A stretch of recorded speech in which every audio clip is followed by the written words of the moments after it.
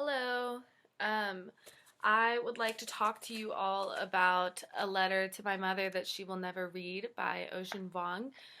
It's a lovely piece of creative nonfiction that I think we have a lot that we can learn from, but it's not something that I feel the need to, pontificate on for too long because I think that we really read this piece and are moved by it on our own and have a lot to think about without really pulling apart all the little craft elements. That's for you now. You have the vocabulary. You can look through it and say, like, that's a comparison, that's imagery. But really, today, the purpose of this video is to talk about how we might imitate a piece like this.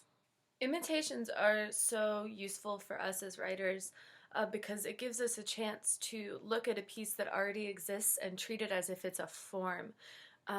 If we think about form as, or through the lens of like maybe the sonnet that we talked about in class when we talked about Patricia Smith's Choose Your Own Adventure sonnet that had to do with Emmett Till, we could look at that sonnet and we could see how it fits as a sonnet, how it has 14 lines, how it has a certain rhyme scheme. We could even look at its iambic pentameter. We don't have to have a form that is centuries old, that is named, that is used a lot.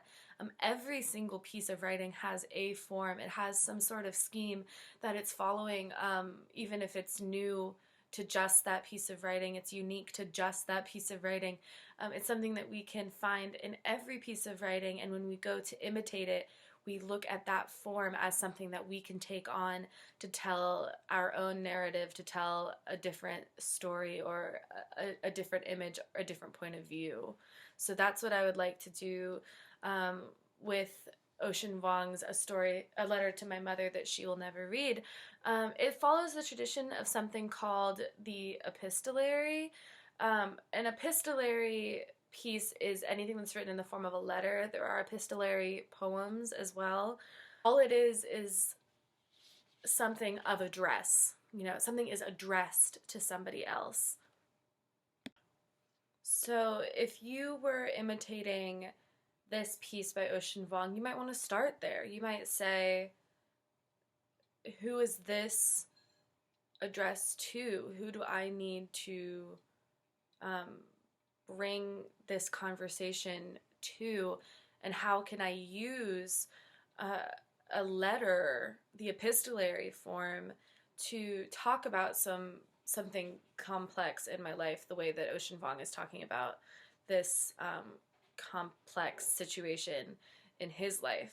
If we were in class and we were talking about this piece in person, I might ask the question to the class, what are all the themes in this piece? And you might say things like immigration, migration, the butterflies, abuse, language. There's a lot to pull out of this piece, and to think about how all of those themes are arranged and threaded through the piece is important for us as writers, because to be introduced to a bunch of disparate ideas, a bunch of different ideas, and then have them woven so that by the end they're braided and we understand how they relate to one another. So I think the strongest example of that in this piece is the relationship between the monarch butterfly migration patterns and the story of the immigrant mother, and how the trauma that is endured has this intergenerational footprint that is like going to carry on. I mean, there's a legacy of trauma in Ocean Vuong's life that he wants to bring forward for us. He wants to show that to us, and the first way that he shows that to us is by talking about the migration patterns of monarch butterflies. And he does something very interesting that I want to take us directly to. So we start with the mother, seeing the the taxidermy deer head on the wall in Virginia. But then the very next bit, he begins by saying, "This is my life. This is a situation in my life. These are the important characters, me and my mom," and then takes us directly into this disparate idea, this other idea that has seemingly nothing to do with this mother, right? Autumn, somewhere over Michigan, a colony of monarch butterflies numbering more than 15,000 are beginning their yearly migration south.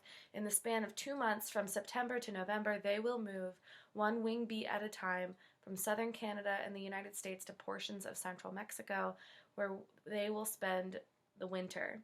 They perch among us on chain link fences, clotheslines, still blurred from the just hung weight of clothes, windowsills, the hood of the faded blue Chevy, their wings folded slowly as if being put away before snapping once into flight. It only takes a single night of frost to kill off an entire generation. To live then is a matter of time, of timing. That's an important move to make should you go about imitating this memoir piece, is to bring in an outside component that doesn't have to do with the narrative in your life, in your memory. Memoir, of course, is about memory. Ocean Vuong might not have a profound memory about butterflies, but he's using the butterflies as a comparison without ever actually using like or as, without ever using a proper metaphor, saying, you know, my mother and I's intergenerational trauma is like that of the butterflies. He never says that, but because we have that narrative woven along with the narrative of the intergenerational trauma, of their immigration, of their wartime experience in Vietnam, we know that there's a comparison to be made because they are next to each other, because they are paralleled. The butterflies become a conduit for the story about Ocean Vuong and his mother, but they function because they are still available to Ocean as an image, as a resource. So as you go about choosing that kind of conduit image, that conduit storyline, choose something that you know. Like, you could talk about school, you could talk about work. If you're a barista, you could find a way to talk about how the coffee bean that you had to learn all about for your shifts at Blue Bottle, comes from Bolivia and gets treated in all these sorts of ways. And you could find a way to talk about how that coffee bean is relevant to your family in some way, right? And it's the way that you choose to make that connection that will be the strength of your story, that will make your memoir unique. So if I were to skip ahead and talk about what that connection is, I might skip to the last section where Ocean is writing about this time that his mother said, while pruning a basket of green beans over the sink, you said out of nowhere, "I'm not a monster, I'm a mother." And this is the beginning of our connection between the monarch butterflies and the familial trauma, because he extends the idea of the monster. He says that it's not just a terrible thing. The root of it means this thing. It's a divine messenger of catastrophe. It's like a lighthouse. It's both shelter and warning at once. And then suddenly we have this new definition of monster to work with. Perhaps to lay your hands on your child is to prepare him for war. So it's this scary thing that's also a messenger. It's shelter, it's protection, as well as fear. And then we land in this image of the butterflies in one of the last paragraphs. I think it's the second to last paragraph. Sometimes I imagine the monarchs fleeing, not winter, but the napalm clouds of your youth in Vietnam. I imagine them flying out from the blazed blasts unscathed, their tiny black and red wings flickering like charred debris, so that, looking up, you can no longer fathom the explosion they come from, only a family of butterflies floating in clean, cool air, their wings finally, after so many conflagrations, fireproof. Of course, we know this fireproof narrative about the wedding dress in Goodwill, or the white dress, excuse me, but we also have the possibility of those butterflies then being monsters by the new definition that Ocean Vuong brought in. The idea of them being a lighthouse, a beacon, a warning, as well as shelter, right? Rather than the disaster, the catastrophe themselves, they are a harbinger of it. They tell you that it's coming or that it has come to them. So that is the connection that he made. But if you are using the coffee beans, for example, you're not going to take the same route that Ocean Vuong did.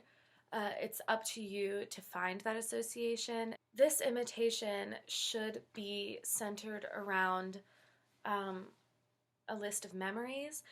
That's a lot of how this memoir looks. It's a list of paragraphs that all start with the time that, the time that this, the time that that, and those are not in chronological order.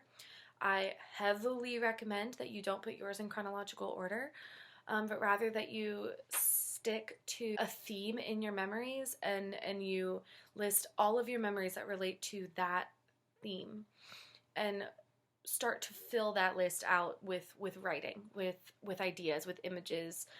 Stick with concretes, stick with things that you can touch and feel and hear and taste, and bring us into settings, bring us into time settings, bring us into dialogue. And once you have that robust list, consider what is accessible to you in your life, what is your version of the monarchs or the coffee beans that can help you tell that story, and what you might do to connect those things at the end.